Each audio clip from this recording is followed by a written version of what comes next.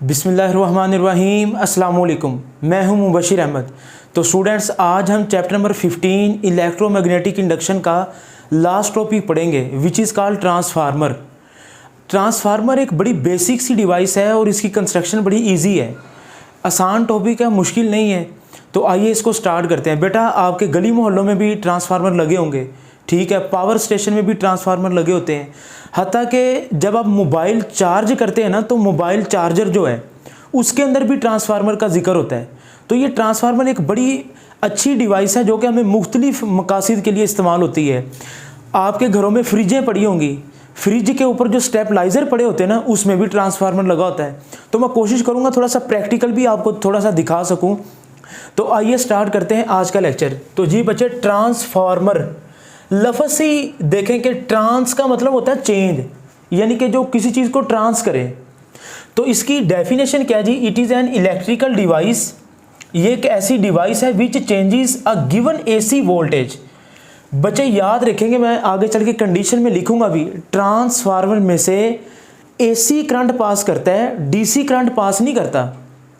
Transformer is work only for AC, ये बात आपने जहन में रखनी है। तो एक ऐसी डिवाइस जिसको आप एसी वोल्टेज तो दें इनटू लार्जर और स्मॉलर, विच चेंज, जो तब्दील कर दे किसको? जब आप एसी वोल्टेज उसको दें, इनपुट पे अल्टरनेटिंग करंट दें, तो वो उस अल्टरनेटिंग करंट को बढ़ा भी सकती है और स्मॉलर कम भी कर सकती है। आगे इसकी हम ना टाइप्स पढ़ेंगे, स्टेप अप और स्टेप डाउन। मिसाल के तौर पर आपने देखा है कि जब आपकी बिजली पावर स्टेशन से निकलती है ना, तो वो जो 3 वायर्स आपको नज़र आती हैं ना, जो सड़क के ऊपर से आ रही होती हैं मेन रोड के ऊपर, उनमें बेटा आपके वोल्टेज होते हैं 11 kV की तारें होती हैं, वो 11,000 वोल्ट की। जब वो 11,000 वोल्टेज आते हैं ना सीधा ट्रांसफार्मर के अंदर, तो उधर से 4 तारें निकलती हैं जो आपकी गलियों में आती हैं। तो ये एक निशानी भी है, जहाँ पे आपको 3 तारें यूँ नज़र आए ना, ठीक है, वो मेन रोड की निशानी है। और जहाँ पे आपको 4 वायर यूं नज़र आए, तो इसका मतलब है वहाँ पर कोई आबादी है, वहाँ पर घर होंगे लाजमी। तो ट्रांसफार्मर में 3 तारें आती हैं जिनमें कितने वोल्टेज होते हैं? 11,000, 11 kV। तो ट्रांसफार्मर वो जो आपकी गलियों में पड़ा होता है, मोहल्लों में, स्ट्रीट्स के अंदर, तो 11,000 वोल्टेज को वो 220 वोल्टेज के अंदर कन्वर्ट करता है। जो इस तरह 4 तारें लगी होती है ना गलियों में, सबसे नीचे वाली होती है न्यूट्रल वायर और ऊपर वाले 3 फेज होते हैं। बात समझ आ रही है? जिनमें 220 220 220। तो आपके घर के अंदर जब मीटर के अंदर बिजली आती है, तो एक ब्लैक वायर होती है, एक लाल। जो लाल है ना, वो लगती है बिल ऊपर, तीनों फेज में से किसी के साथ लगा दें, वो लाइव वायर होती है। जबकि जो ब्लैक वाली वायर होती है वो नीचे वाली के साथ लगती है, हमेशा न्यूट्रल के साथ। बात समझ आ रही है? तो 11,000 वोल्टेज आते हैं ग्रिड स्टेशन से आपके गलियों मोहल्लों के अंदर, जो ट्रांसफार्मर पड़ा हुआ उसके अंदर। फिर वो ट्रांसफार्मर उस 11,000 वोल्टेज को 220 वोल्टेज के अंदर आपके घरों तक मीटर के अंदर लेके आता है। तो इसका मतलब उसने ज्यादा वोल्टेज को कम किया। बात समझ आ रही है? तो आप कम को ज़्यादा भी कर सकते हैं। तो ट्रांसफार्मर की ये दोनों ही खूबी हैं कि जब आप उसको अल्टरनेटिंग करंट वोल्टेज देते हैं तो वो उसको बढ़ाता भी है या कम भी करता है। तो ये जो स्मॉलर है ना, हमारे गलियों में जो ट्रांसफार्मर पड़ा होता है मोहल्लों में, वो स्टेप डाउन ट्रांसफार्मर होते हैं बेटा। और याद रखिएगा MCQs के तौर पर, ट्रांसफार्मर किस प्रिंसिपल के ऊपर काम करता है? Mutual induction. किस प्रिंसिपल के ऊपर काम करता है ट्रांसफार्मर? Mutual induction. और बेटा आपको याद है, मैं इसी चैप्टर में आपको म्यूचुअल इंडक्शन और सेल्फ इंडक्शन के टॉपिक पढ़ा चुका हूं। अगर आपने वो लेक्चर नहीं ना सुना, तो काइंडली म्यूचुअल और सेल्फ इंडक्शन वाला अलग अलग लेक्चर है, जिसमें बड़ी डिटेल में मैंने आपको बताया म्यूचुअल इंडक्शन किसके ऊपर डिपेंड करती है, प्राइमरी सेकेंडरी कॉइल का। आई होप कि आपने वो टॉपिक सुने होंगे। तो बहरहाल जी, ये MCQ है। Transformer works on the principle of mutual induction. Construction पे आते हैं जी। 2 कॉइल्स होती हैं बेटा, जो कि दोनों कॉपर की बनी होती हैं। कॉपर कहते हैं तांबे की। तो प्राइमरी कॉइल, सेकेंडरी कॉइल, और वो एक सॉफ्ट आयरन कोर, आयरन कहते हैं लोहे को, यानी कि प्राइमरी और सेकेंडरी कॉइल होती हैं जो कि कॉपर की होती हैं और वो किसी आयरन कोर के ऊपर वाउंड की होती हैं। ठीक हो गया। Next, note magnetically link. बेटा जो दोनों कॉइल है ना, प्राइमरी और सेकेंडरी, उनके दरमियान, प्राइमरी और सेकेंडरी कॉइल के दरमियान जो कनेक्शन होता है वो मैग्नेटिकली होता है, इलेक्ट्रिकल कनेक्शन नहीं होता। मसलन आप देखेंगे प्राइमरी और सेकेंडरी कॉइल का कोई वायर नहीं लगी होगी साथ में, यानी कि कोई प्राइमरी और सेकेंडरी कॉइल के दरमियान कोई वायर अटैच नहीं है। बात समझ आ रही? तो प्राइमरी कॉइल जिसको आप एसी इनपुट देते हैं, जिसको आप इनपुट वोल्टेज देते हैं, वो प्राइमरी कॉइल कहलाती है, और जिससे आप आउटपुट लेते हैं वो सेकेंडरी कॉइल कहलाती है। बात समझ आ गई? प्राइमरी और सेकेंडरी कॉइल का कोई इलेक्ट्रिकल कनेक्शन नहीं है, हाँ अलबत्ता ये मैग्नेटिकली लिंक अप होती हैं। तो ये दो एमसीक्यूज आपने नोट करने हैं कि these coils magnetically link but no electrical connection. तो ये मैग्नेटिकली तो लिंक होती है लेकिन इनका इलेक्ट्रिकल कनेक्शन नहीं होता। किसका? प्राइमरी और सेकेंडरी का। बात समझ आ रही है? तो एक इनपुट है, एक आउटपुट है। घरों में पड़े हुए जो फ्रिजों के ऊपर स्टेबलाइजर है ना, उनमें भी यही कॉन्सेप्ट यूज होता है। वो स्टेबलाइजर के अंदर जो ट्रांसफार्मर होता है ना, उसको हम स्टेप अप ट्रांसफार्मर कहते हैं। जो कम, मिसाल के तौर पर वो लगाते क्यों हैं? ताकि अगर पीछे से 220 वोल्ट की बजाय कम आ रहे हैं ना, 180 190, तो वो जो स्टेबलाइजर है ना, जो इसके अंदर ट्रांसफार्मर है, वो कम वोल्टेज को ज्यादा में कन्वर्ट कर देता है। तो मैं आइए उसका प्रैक्टिकल भी आपको दिखाता हूं। तो जरा ये इसका इंट्रोडक्शन वाली बातें आप लोग नोट कर लें। तो जी बेटा ये देखें, ये आपके घरों के अंदर जो स्टेबलाइजर पड़ा होता है ना, ये वो है, ठीक है, जो फ्रिजों के ऊपर है। तो आप ये देखें, ये जो लिखा हुआ ना इनपुट वोल्टेज और ये लिखा हुआ आउटपुट, तो ये प्राइमरी कॉइल है और ये सेकेंडरी है। जिस कॉइल को आप इनपुट देते हैं वो प्राइमरी कॉइल कहलाती है, जिससे आउटपुट लेते हैं वो सेकेंडरी कॉइल है। ये स्टेबलाइजर है जो फ्रिजों के ऊपर पड़ा होता है। और इनके अंदर ये देखें आप जरा, ये ट्रांसफार्मर है जो मैं आपको पढ़ा रहा हूं, ठीक है, जिसको आप, जो आपके घरों में करंट आ रहा है वो एसी करंट ही तो है। तो ट्रांसफार्मर वर्क ही अल्टरनेटिंग करंट पे करता है। तो बेटा ये वो ट्रांसफार्मर है, ये सॉफ्ट आयरन कोर है, ये लोहा है सारा। आयरन का मतलब होता है लोहा, तो ये सारा लोहा है। इसके ऊपर ना ये देखें जरा, ये प्राइमरी कॉइल है जो मैं आपको बता रहा हूं, जरा देखें, this is primary coil, this is secondary. अब बेटा इसके अंदर ये प्राइमरी कॉइल है और ये सेकेंडरी है। बात समझ आ रही है? जिसको आप इनपुट देंगे एक से आउटपुट लेंगे। बात समझ आ रही है ना? और ये किसके ऊपर? ये बिल्कुल ब्रीक ब्रीक सी लोहे की पतरियां हैं, ठीक है। इनके अंदर डायोड भी लगे हुए हैं और छोटे छोटे से, ठीक है, और कैपेसिटर, हर एक चीज़ का अलग अलग फंक्शन है। तो ये बेसिक चीज़ है जो मैं आपको पढ़ाना चाह रहा हूँ। जाहिर बात है बड़े स्केल पे ग्रिड स्टेशन के अंदर भी यूज़ होते हैं, ठीक है। और हमारे घरों जो मोबाइल चार्जर है ना, चार्जर, आप चार्जर को खोल के देखेंगे उसके डब्बे के अंदर भी बिल्कुल छोटा सा ट्रांसफार्मर लगा होता है। ऐसा नहीं है कि बहुत बड़े ही ट्रांसफार्मर होते हैं। बच्चों के ज़हन में ट्रांसफार्मर का लफ्ज़ सुन के आता है ये बहुत बड़ा होगा। बड़े भी हैं, छोटे भी हैं, हर एक का अलग अलग फंक्शन है। बात समझ आ रही? तो ये कौन सा ट्रांसफार्मर है? This is step up. अगर पीछे से आप देखें इनपुट आ रहा है ना 180, अगर इनपुट वोल्टेज आ रहे हैं 180, तो ये आउटपुट पे 220 ही देगा। यानी कि ये कम वोल्टेज को ज्यादा कर रहा है, लार्ज कर रहा है। और जो गलियों के अंदर ट्रांसफार्मर पड़ा हुआ है वो 11,000 को 220 में, वो स्टेप डाउन है, ये स्टेप अप है। और जो मोबाइल चार्जर के अंदर है, हमारा तो मोबाइल चार्ज होता है 6 वोल्ट पे, 5 वोल्ट पे, जबकि जो घरों के अंदर करंट है स्विच के अंदर वो तो आ रहा होता है 220। तो वो जो चार्जर है ना, चार्जर हमारा, वो 220 वोल्ट को 6 वोल्ट में कन्वर्ट करता है। तो वो मोबाइल चार्जर के अंदर अब फिर कौन सा ट्रांसफार्मर यूज हुआ? Step down. गलियों मोहल्लों में भी स्टेप डाउन, और स्टेबलाइजर के अंदर स्टेप अप ट्रांसफार्मर, ठीक है। तो इस चीज को नोट करें। तो जी बेटा अब इसकी वर्किंग स्टार्ट कर रहे हैं। प्राइमरी कॉइल और सेकेंडरी दो ही कॉइल हैं। तो self induce EMF, primary coil के अंदर सेल्फ इंड्यूस ईएमएफ होगी और सेकेंडरी कॉइल के अंदर म्यूचुअल इंडक्शन होगी। ये दोनों कॉइल का अलग अलग फंक्शन है। तो बेटा आपने फैराडे लॉ के मुताबिक क्या पढ़ा हुआ है? सेल्फ इंड्यूस ईएमएफ, ई के साथ मैं लिखता हूँ पी। अब पूरे प्रूफ में ना कहीं आपको पी लिखा नजर आएगा, कहीं पे एस। पी का मतलब प्राइमरी, एस का मतलब सेकेंडरी। तो फैराडे लॉ क्या कहता है? E is equal to minus N delta phi over delta T. तो एन के साथ भी क्या लिखूंगा? पी। ई के साथ भी लिखूंगा P. P stands for primary. तो ये वो सेल्फ इंड्यूस ईएमएफ है जो according to Faraday law primary coil के अंदर इंड्यूस होती है। बेटा याद रखेंगे, हम आइडियली तौर पर कंसीडर करते हैं कि प्राइमरी कॉइल की जो रेजिस्टेंस होती है ना वो जीरो होती है। तो आपने इसी से पिछले टॉपिक में ये रिलेशन पढ़ा होगा, V is equal to E plus I R, V is equal to E plus I R. अब जब प्राइमरी कॉइल की रेजिस्टेंस जीरो है तो ये फैक्टर जीरो हो जाएगा। तो मैं कह सकता हूं कि प्राइमरी कॉइल का वोल्टेज इस back EMF, self induce EMF को बैक ईएमएफ भी कहते हैं। बात समझ आई? तो ये बात आपने याद रखनी है। सो वी कैन से कि VP voltage in primary coil is equal to minus negative of EMF in primary coil. तो बेटा ये क्या आ जाएगा, वीपी ये नेगेटिव है ना, तो ईपी की वैल्यू आप पुट करवाएंगे, माइनस माइनस प्लस हो जाएगा। तो ये हमारे पास आ जाएगा NP delta phi over delta T. This is equation number 1। बात समझ आई? बिल्कुल इसी तरह अब हम सेकेंडरी कॉइल की लिखेंगे। सेकेंडरी कॉइल की आप एज इट इज इसी से देख के लिख लेंगे। क्या आ जाएगा, V S is equal to N S delta phi over delta T.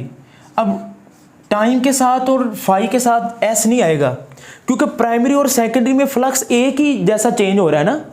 तो this is called equation number 2। तो प्राइमरी कॉइल और सेकेंडरी, बात समझ आई? ये बात आपने ज़हन में रखनी है कि प्राइमरी कॉइल के अंदर जो वोल्टेज है ना, this is equal to negative of back EMF इन, मैंने आपको पहले बताया कि सेल्फ इंड्यूस ईएमएफ को बैक ईएमएफ भी कहते हैं। तो बेटा जरा देखें जी, इक्वेशन 1 और इक्वेशन 2 को आप डिवाइड कर दें तो क्या आ जाएगा आपके पास। मैं क्या लिखूंगा, divide equation number 1 and equation number 2। ठीक है, 2 की लेफ्ट साइड क्या आ जाएगी, वी एस ओवर 1 की 2 की लेफ्ट साइड, 1 की left side V S over V P, left को लेफ्ट से, राइट को राइट से, 2 की राइट साइड क्या आ जाएगी, N S delta phi over delta T divided by 1 की right side N P delta phi over delta T. तो बच्चे delta phi over delta T, delta phi over delta T से ये पूरे का पूरा फैक्टर कैंसिल हो गया। तो नेक्स्ट आपके पास क्या आ जाएगा जी, जरा इस चीज़ पे तवज्जो करें। इसको मैं लिख सकता हूँ कि V S over V P is equal to N S over N P. तो बेटा इस चीज़ को नोट कीजिएगा, V S over V P is equal to N S over N P. This equation is called transformation equation. तो ये equation आपने याद रखनी है, V S over V P is equal to N S over N P. इसका मतलब क्या है कि number of turns in secondary coil और voltage in secondary coil direct relation है। यानी कि अगर आप सेकेंडरी कॉइल की नंबर ऑफ टर्न्स बढ़ाएंगे ना तो सेकेंडरी कॉइल का वोल्टेज भी बढ़ेगा, और अगर आप प्राइमरी कॉइल की नंबर ऑफ टर्न्स बढ़ाएंगे तो प्राइमरी कॉइल का वोल्टेज भी बढ़ेगा। तो V S over V P is equal to N S over N P. This is called transformation equation. अच्छा, आइडियल ट्रांसफार्मर कौन से होते हैं बच्चे? आइडियल वो होते हैं जिसको आप जितनी इनपुट दें आपको आउटपुट भी उतनी ही मिल जाए। लेकिन ऐसा हकीकत में नहीं होता। आप इनपुट देते ना, आउटपुट आपको हमेशा कम ही मिलती है। हीट लॉस भी तो आते हैं ना रास्ते में। लेकिन हम आइडियल ट्रांसफार्मर पढ़ते हैं जी। आइडियल ट्रांसफार्मर कौन सा होता है? Power input is equal to power output. ठीक हो गया, input power will be equal to output power.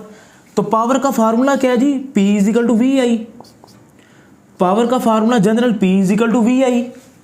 Input आप किसको देते थे? प्राइमरी को। तो इनपुट की जगह मैं लिखूंगा VP IP। आउटपुट किससे लेते थे आप? सेकेंडरी से। तो आउटपुट के साथ लिखेंगे VS IS। ठीक है, अब VS ओवर VP बनाएं जी इसको। VS over VP is equal to, ये VP मल्टीप्लाई हो रहा है नीचे जाके डिवाइड, IP ओवर IS इधर नीचे आ जाएगा। तो बच्चे इधर इस इक्वेशन को नोट कीजिएगा, VS over VP is equal to IP over IS, यानी कि वोल्टेज और करंट का इनवर्स रिलेशन है। तो इसको मैं नाम दे लेता हूं equation number 3 and equation number 4। ठीक हो गया। तो जरा इन दोनों इक्वेशनों को ना आपने न्यूमेरिकल भी यूज होंगे, इसमें से आपने याद रखनी है। यानी कि वोल्टेज का नंबर ऑफ टर्न्स के साथ तो डायरेक्ट ताल्लुक है, लेकिन वोल्टेज इसका करंट के साथ इन्वर्स है। बात समझ आ रही है? याद रखें, जब भी दो चीज़ें मल्टीप्लाई हो रही हो ना तो वो इन्वर्स प्रोपोर्शनली होती हैं। अगर आप वोल्टेज और करंट का फर्क समझना चाहते हैं ना तो मेरा लेक्चर आप सुने चैप्टर नंबर 13 में ओहम लॉ, क्योंकि अक्सर बच्चों को वोल्टेज करंट का फर्क नहीं पता होता, तो मैंने ओहम्स लॉ के अंदर वोल्टेज और करंट का डिफरेंस भी बताया। आप जरा इस चीज़ को नोट करें। तो जी बेटा, अब नेक्स्ट आ गया, हमने ट्रांसफार्मर की इक्वेशन भी ड्राइव कर ली। तो ये जनरल इक्वेशन अब बन जाएगी तीनों को मिला के, यानी कि इक्वेशन नंबर 3 और इक्वेशन नंबर 4 को मिला के, यानी कि Vs over Vp is equal to Ns over Np। लेकिन Vs over Vp number of turns के साथ डायरेक्ट रिलेशन है, लेकिन करंट के साथ इन्वर्स है। तो इक्वेशन 3 और 4 को मिला के ना देखें, तो फिर मैंने ये जनरल इक्वेशन लिखी, आपने ये याद रखनी है, ठीक है। यानी कि अगर आपको वोल्टेज और नंबर ऑफ टर्न्स की इक्वेशन चाहिए तो इन दोनों को यूज कर लेंगे। वोल्टेज और करंट का रिलेशन चाहिए तो आप पहली और तीसरी को यूज करेंगे। नंबर ऑफ टर्न और करंट का रिलेशन चाहिए तो आखिर वाली दोनों को यूज कर लेंगे। यानी कि ये तीनों को मिला के एक ऐसी इक्वेशन बन गई, जिन भी दो चीजों का जिक्र करें उन दोनों को आपने इक्वल कर देना है। ठीक हो गया। अच्छा, अब आते हैं जी how to reduce power loss, यानी कि ग्रिड स्टेशन से जो आपके गली मोहल्लों तक ट्रांसफार्मर हैं, वहां तक जो इतनी लंबी लंबी वायरें आ रही हैं, तो उसमें पावर लॉस को कम कैसे करना है। रिड्यूस का मतलब है कम। बच्चे, पावर लॉस को हम कम कैसे कर सकते हैं?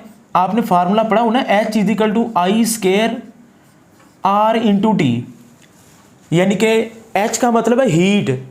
हम चाहते हैं कि पावर लॉस कम से कम हो, मतलब हीट कम से कम हो। इस इक्वेशन को जोल्स लॉ भी कहते हैं, चैप्टर नंबर 13 में हमने पढ़ा हुआ है। अच्छा बच्चे, मुझे बताएं, टाइम ने तो बढ़ना ही बढ़ना है। हीटिंग लॉस का रेजिस्टेंस ऑफ द वायर के साथ डायरेक्ट ताल्लुक है, ठीक है।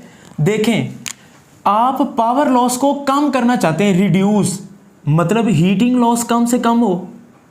अब ये कम से कम कब होगा? जब उस वायर की रेजिस्टेंस कम से कम होगी।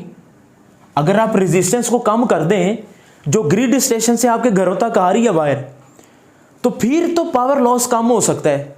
सर रेजिस्टेंस कैसे कम करें?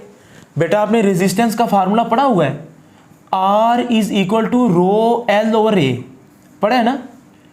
अब रेजिस्टेंस कम करने के दो तरीके हैं। रेजिस्टेंस का लेंथ के साथ डायरेक्ट ताल्लुक है और एरिया के साथ इन्वर्स ताल्लुक है। अब जरा इधर से आपने बड़ी गौर से सुनना है। देखें, आप पावर लॉस को कम करना चाहते हैं ना, इसका मतलब आप चाहते हैं हीटिंग लॉस कम से कम हो। अब ये मैंने इक्वेशन लिखी, H is equal to I square R T. Heating loss कम से कम कब होगा? जब रेजिस्टेंस कम होगी, क्योंकि ये डायरेक्ट ताल्लुक है। अब रेजिस्टेंस कैसे कम होगी बताएं जरा। रेजिस्टेंस कम कैसे होगी? जब आप वायर की लेंथ को कम करेंगे। लेंथ तो कम कर ही नहीं सकते। अगर वायर की लेंथ ही आप कम कर देंगे तो फिर ग्रिड स्टेशन से आपके घरों तक वो जो वायर आ रही है वो तो पूरी नहीं आएगी। तो हम लेंथ कम कर नहीं सकते, लेंथ नहीं कम कर सकते, ये हमारी मजबूरी है ना, क्योंकि हमने वायर को उस डेस्टिनेशन तक पहुंचाना भी तो है। अच्छा, फिर रेजिस्टेंस कैसे कम होगी? अगर आप उस वायर का एरिया बढ़ा दें। We use thick copper wire, यानी कि जो कॉपर वायर आपने यूज की है ना, वो थिक होनी चाहिए, मोटी होनी चाहिए, क्योंकि थिक होने से उसका एरिया बढ़ जाएगा, रेजिस्टेंस कम हो जाएगी।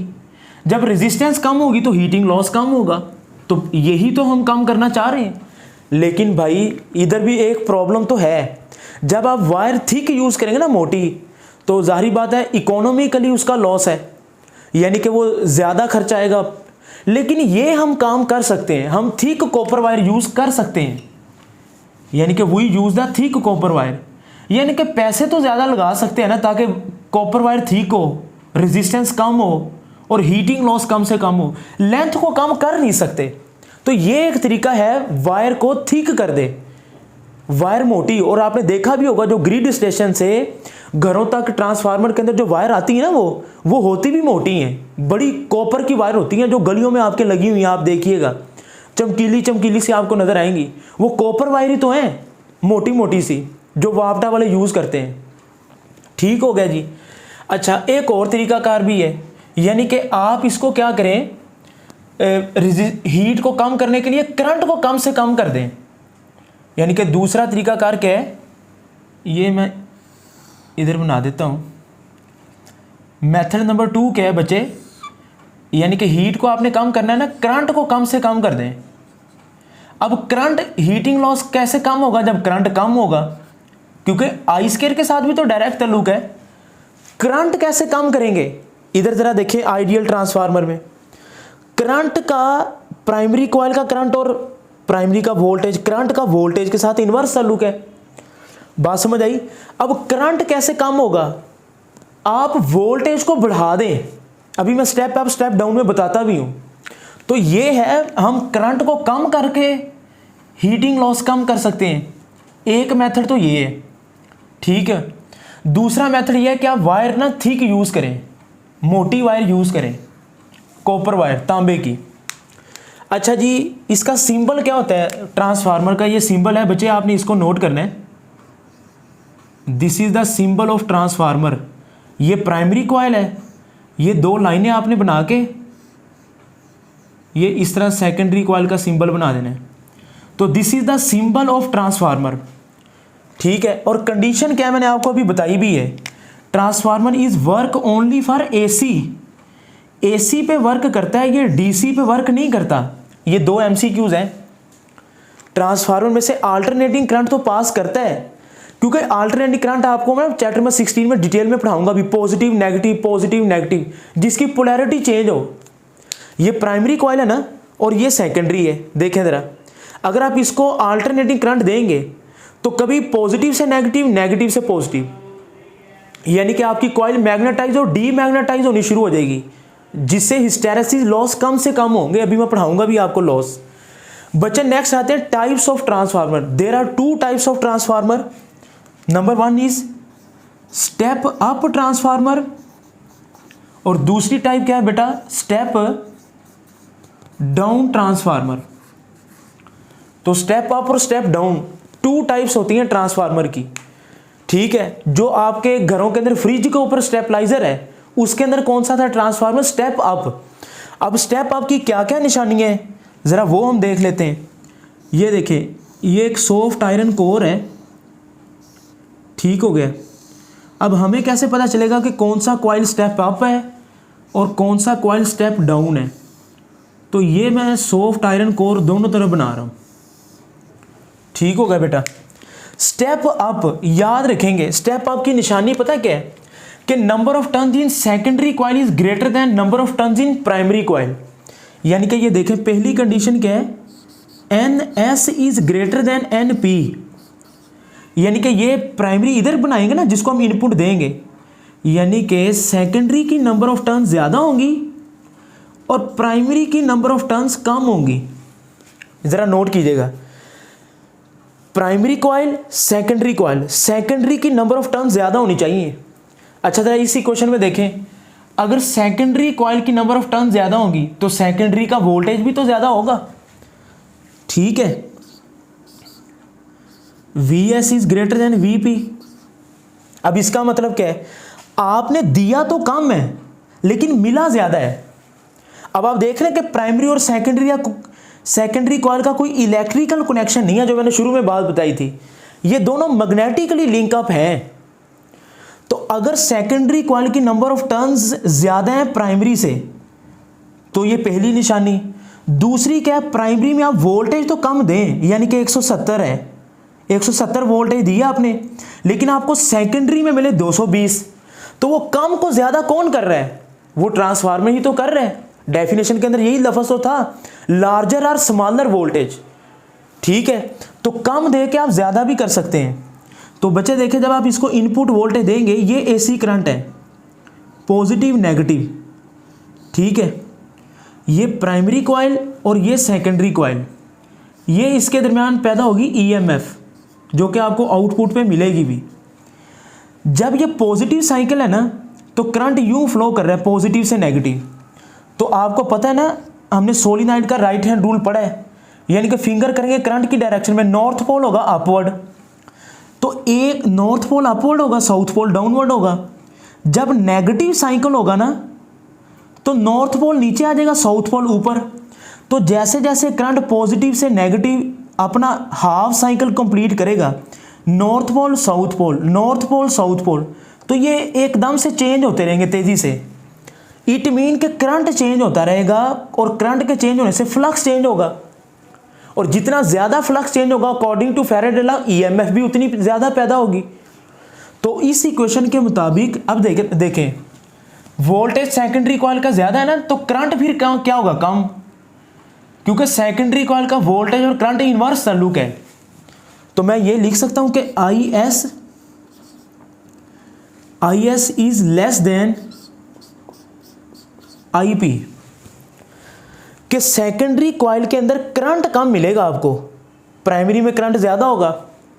ठीक है, तो ये तो थी स्टेप अप की कंडीशंस। अब स्टेप डाउन में इसका उलट हो जाएंगी, यानी कि सेकेंडरी की नंबर ऑफ टर्न ज़्यादा है ना, तो इधर क्या होगा, इधर प्राइमरी की नंबर ऑफ टर्न ज़्यादा होंगी, तो ये नंबर ऑफ टर्न ज़्यादा बना देंगे, और इधर नंबर ऑफ टर्न्स कम होंगी, यानी कि आप ज़्यादा वोल्टेज देंगे और आपको कम मिलेगा। इसका उलट कर दें, पहली कंडीशन क्या बन जाएगी, number of turns in secondary coil is less than number of turns in primary coil. इधर ग्रेटर था ना, इधर लेस आ जाएगा। Voltage in secondary coil is less than voltage in primary coil, यानी कि जो आपके घरों में जो यूज हो रहे हैं ना चार्जर, मोबाइल चार्जर, आप प्राइमरी पे 220 वोल्टेज देंगे, आपको सेकेंडरी पे मिलेंगे 5 वोल्ट या 6 वोल्ट। तो वो ज्यादा को कम कौन कर रहा है, वो स्टेप डाउन ट्रांसफार्मर है। और तीसरी कंडीशन क्या होगी, IS is greater than IP। अब मुझे पता है, मैंने ऊपर कहा था ना कि आपको हीट को, पावर लॉस को कम करने के लिए करंट को कम करना पड़ेगा। तो जरा ये देखें, तो जितना ज्यादा करंट कम होगा उतना हीटिंग लॉस भी कम होगा। तो बच्चे जरा तवज्जो करेंगे कि हम चाहते हैं ना करंट को कम करें, तो अब देखें सेकेंडरी का करंट कम है, प्राइमरी का ज्यादा है। बात समझ आ रही है, जितना ज्यादा, अब जरा देखें, जितना ज्यादा करंट होगा ना प्राइमरी कॉइल, उसका वोल्टेज भी उतना ज्यादा है।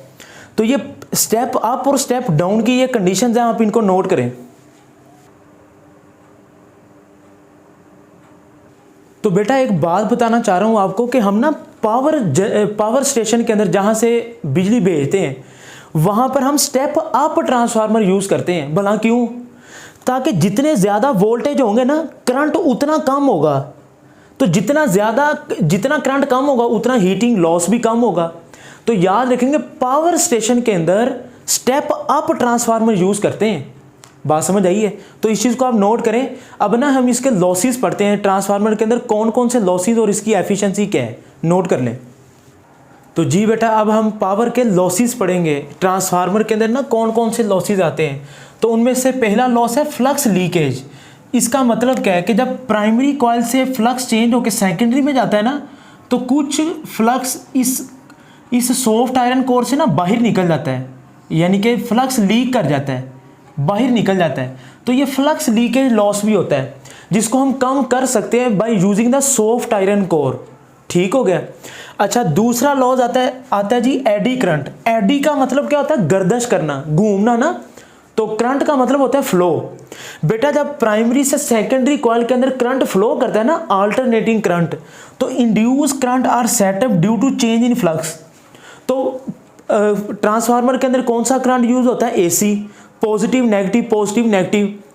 तो उस करंट के चेंज होने की वजह से फ्लक्स चेंज होता है ना, तो फ्लक्स की वजह से एक इंड्यूस करंट भी पैदा हो जाता है उस सॉफ्ट आयरन कोर के अंदर। और ये उल्टे T का मतलब है perpendicular. Induce current is perpendicular to change in flux. और हमें कैसे पता चलता है कि एडी करंट लॉस हो रहा है, बेटा वो जो कोर होती है ना आपकी प्राइमरी और सेकेंडरी कॉइल की, जो सॉफ्ट आयरन कोर है, वो हीट अप होना शुरू हो जाती है, गर्म होना शुरू हो जाती है। तो जब वो आपकी कोर गर्म होने लग पड़े ना, तो इसका मतलब है कौन सा लॉस आ रहा है, एडी करंट लॉस। इसको कम कैसे करना है जी, by using a laminated core with insulation. हम वो जो कोर यूज करते हैं ना, वो उसके ऊपर इंसुलेशन चढ़ा देते हैं, ताकि करंट का लॉस, अगर करंट परपेंडिकुलर फ्लो भी करे ना, तो वो कोर आपकी हीट कम से कम हो। ठीक है ना। तो लैमिनेशन करके ना हम उस हीट को कम से कम कर सकते हैं। ठीक है। तो हिस्टेरेसिस लॉस क्या होता है जी, आपने पता है कि करंट को, ट्रांसफार्मर को हम देते हैं AC current, positive negative, positive cycle में करंट, एसी करंट का जो पॉजिटिव साइकिल है ना 0 से T/2 तक, हाफ साइकिल जो है, इसमें कोर होती है आपकी मैग्नेटाइज। तो मैग्नेटाइजेशन और ये हिस्टैरिसीस लॉस ना चैप्टर नंबर 17 में डिटेल में आएगा, तो उधर में पढ़ेंगे भी हम हिस्टैरिसीस लूप, ठीक है। अच्छा, एक होती है स्टील, एक होता है बच्चे आयरन। स्टील का हिस्टैरिसीस लॉस होता है ज़्यादा, ठीक है, क्योंकि उसका लूप एरिया ज़्यादा होता है। ये हम चैप्टर नंबर 17 में ना डिटेल में पढ़ेंगे भी। ये स्टील का लूप एरिया ज़्यादा होगा, ठीक है। और जो आयरन होते हैं ना, ये स्टील का लूप एरिया ज़्यादा है, तो इसका हिस्टैरिसीस लॉस भी ज़्यादा है। जबकि जो आयरन होती है ना, उसका लूप एरिया बिल्कुल कम होता है, ठीक है। तो ये आयरन का लूप एरिया, ये चैप्टर नंबर 17 में एक पूरा टॉपिक है। तो पॉजिटिव साइकिल में क्या होता है, मैग्नेटाइज कॉइल, और नेगेटिव साइकिल में क्या होगी, T/2 से T तक डीमैग्नेटाइज।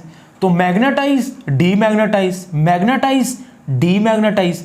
तो बार बार मैग्नेटाइजेशन और डीमैग्नेटाइजेशन की वजह से कौन सा लॉस आता है, हिस्टैरिसीस। उसको हिस्टैरिसीस लॉस कहते हैं। इसको कम कैसे कर सकते हैं, bye using a soft iron core. हम लोहे की कोर यूज करेंगे, स्टील की कोर यूज नहीं करेंगे। अच्छा जी, व्हाट इज, बच्चे एक बात और भी ज़हन में रखनी है, कोशिश करनी है कि प्राइमरी कॉइल और सेकेंडरी कॉइल की ना रेजिस्टेंस भी कम से कम हो, ताकि लॉसेस कम से कम हो। तो what is efficiency of a transformer, the ratio of output power to the input power is called efficiency. तो एफिशिएंसी का फार्मूला क्या होगा, E is equal to output power over input power multiply by 100। तो 100 से आपने ज़रब लाजमी देनी है, ये एफिशिएंसी का फार्मूला है। सिंपल सी डेफिनेशन है, आउटपुट पावर और इनपुट पावर की रेशो आपने लेनी है बेटा। और याद रखेंगे, किसी भी ट्रांसफार्मर की एफिशिएंसी कभी भी 100% नहीं होती, 100 से कम ही होती है। हाँ, आइडियल ट्रांसफार्मर की 100% आप कह सकते हैं, वो फर्जी होती है, ठीक है, क्योंकि लॉस तो आते हैं कुछ ना कुछ। हाँ, हम उन लॉस को ख़त्म नहीं कर सकते, कम कर सकते हैं, ठीक हो गया बच्चे। तो आप ट्रांसफार्मर की एफिशिएंसी को कैसे इंप्रूव कर सकते हैं, we reduce the resistance of primary and secondary coil, and we improve the efficiency by using the soft iron core. We improve the efficiency of a transformer by using the laminated core. तो ये 3 काम कर लें, इससे आपकी transformer की efficiency बढ़ जाएगी, उसकी कारकर्दगी और अच्छी हो जाएगी। तो बच्चे, ये तो था आज का टॉपिक। आई होप कि आपको अच्छा लगा होगा। कमेंट सेक्शन में फीडबैक ज़रूर दें अपना। मुबशर अहमद को दें इजाज़त, अपना बहुत सा ख्याल रखें। अल्लाह हाफिज़।